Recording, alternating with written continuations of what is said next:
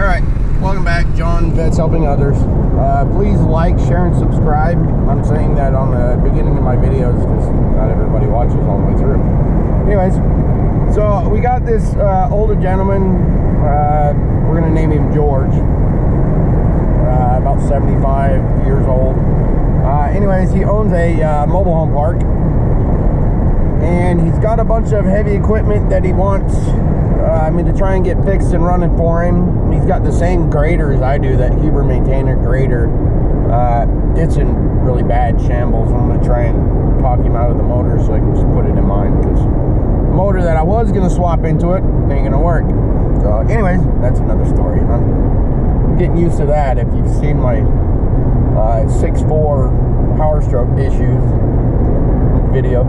Anyways, so he's got an old International 630 excavator that the dipper bucket, the bucket dipper hydraulic ram is leaking like bad.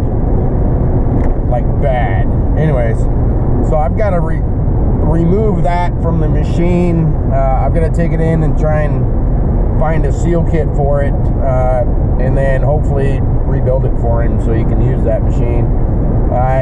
They only made those from 78 to 84 according to Google. They never lie. Anyways, so it's an older machine, but it's got 6,000 hours on it, which is really low for a excavator machine like that. Anyways, so I got it fired up yesterday. I exercised the bucket and it was leaking really bad. But anyways, so he's got an old International, he likes Internationals, but an old International Dozer 500 that he wants me to get everything up and operational. He had it running about maybe 2 years ago. But he wants to do all the services, change the oil and change all the fluids and grease it and everything, get it working. He's going to add about 20 more mobile home park spots in his mobile home park.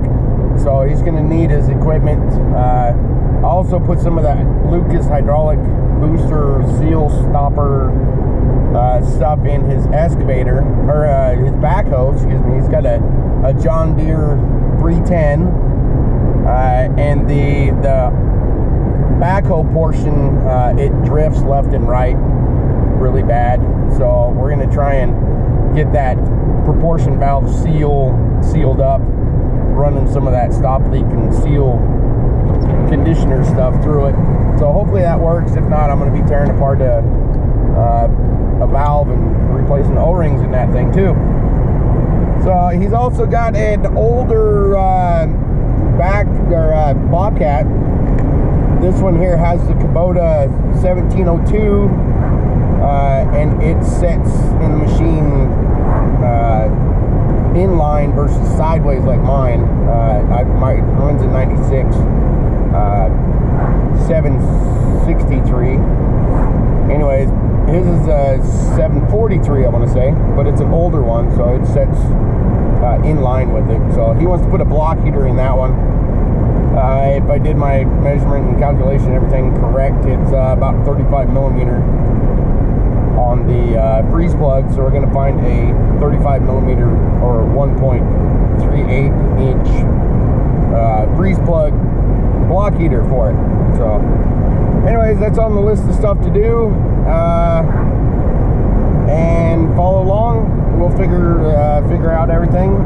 He's also got an old 77 or 78 Chevy 600 dump truck that he wants to change the pintle out for a 2 5/16 inch ball hitch with the pintle combination. So that's another thing I got to do. So a lot of work, a lot of stuff. So follow along. We'll go from there. So thank you. Okay, well, we're back. So this is the C6. Excuse me, not 600. I was wrong. It's known to happen every once in a while. Anyway, so this is the pintle hitch that he has on his dump truck. And he wants to go with a 2 5/16 ball with the pintle drop down to lock it in. Anyways, so I've got to take this one off. This is a 1 1/8 bolt. So I've got to get behind it and get the socket on there. It's not going to be fun. Anyways, so another thing is this fuel tank is all dented up on the bottom really bad.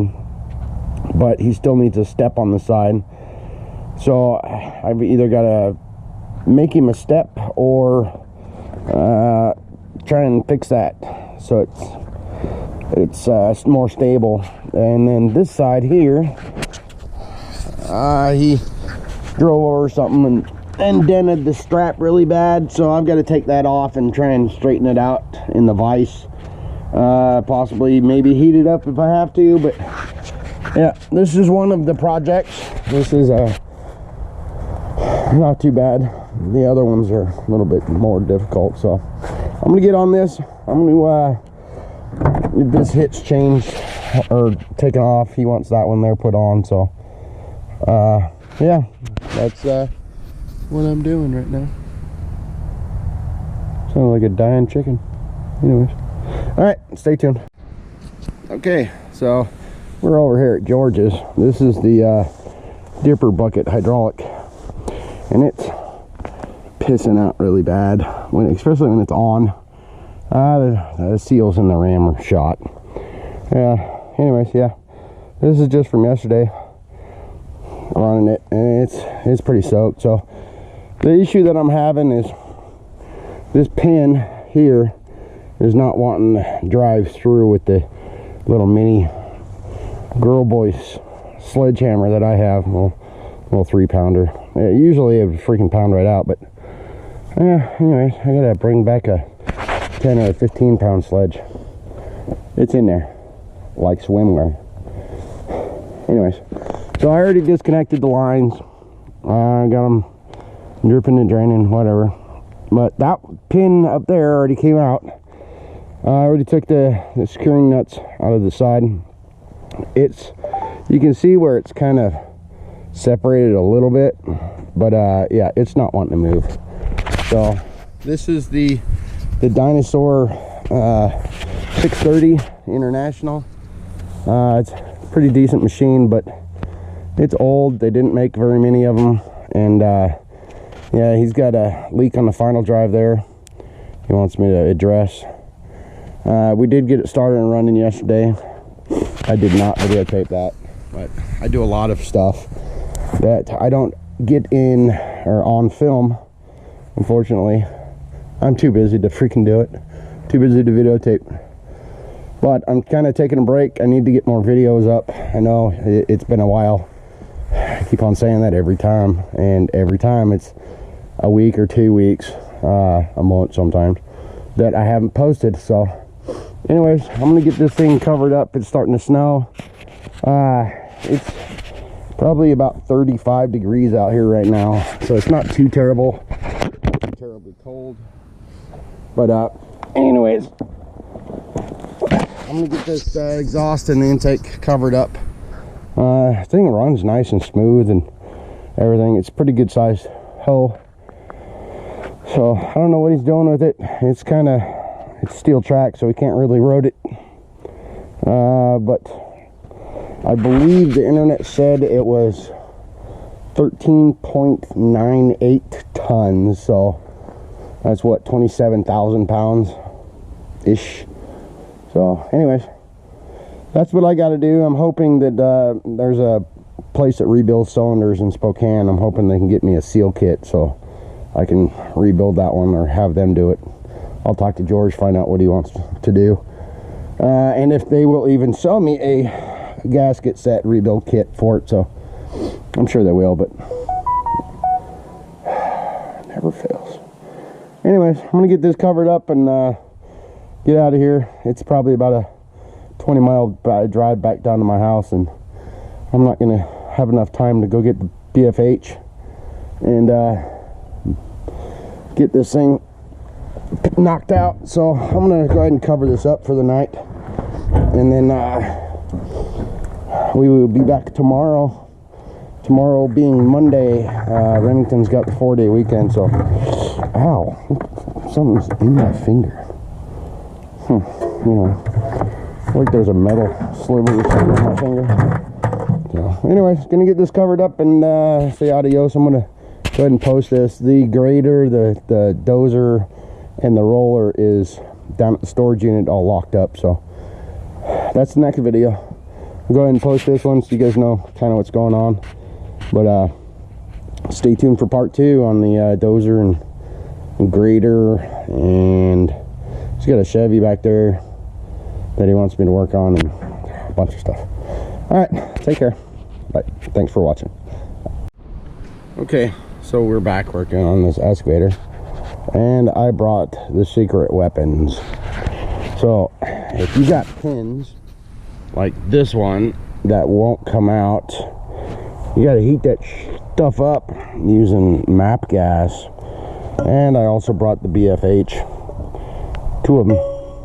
I got the lighter long handle and the heavier short handle, thanks to the one I built for Chaz. So anyways, when he was doing concrete, he was using that one, pounding steaks and crap. Anyway, so yeah, we're gonna heat this thing up and try and get this pin out. Let's see if I can set you up here somewhere you can watch. Yeah, maybe you guys can see that, hopefully. Maybe. We'll find out when I go to edit. Alright, lighter.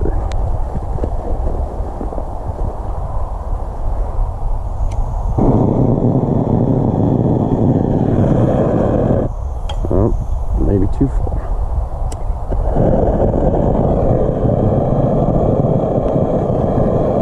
Anyways, MAP gas is burns a hell of a lot hotter than regular propane, and you need to expand this one, so you concentrate the heat on there. Most of y'all people already know this, so anyways.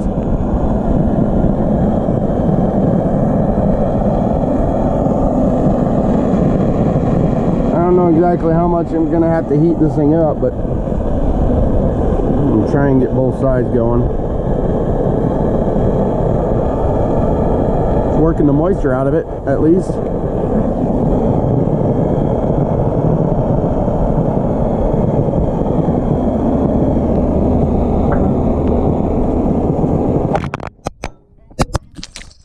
And crash and burn.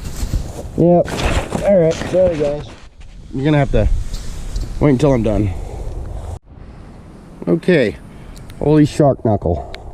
I got it freaking past there far enough. Now I gotta get this thing up and out. That was a pain in the butt. I ruined a socket. Yeah, thank God I have more of these. Anyways, had to use MAP gas to heat these 2 outside ones up, and I finally got it pushed in far enough. That was a pain in the bugger. So anyways, now I got to figure out how to get this big heavy ram over to my truck, or my truck over here, and lift this up in there. So yeah. Okay, so it's the next day. As you can see, I got that ram off and into the back of the truck. It's a pretty good size ram. Yeah, anyways, so I'm gonna take this thing into Spokane Cylinder and see if I can't find a seal kit for it, or see how much they'll charge to replace the seal in it. So anyways, that's gonna conclude this video. I know I keep on saying that, but yeah, I gotta get this thing posted and on to the next one. Anyways, so that part's done. I've got to get this thing resealed and then put back on, and the excavator portion will be fixed, minus a toggle switch for the heater controls. That's the only other thing for the excavator that needs done. Yeah, so thanks for watching.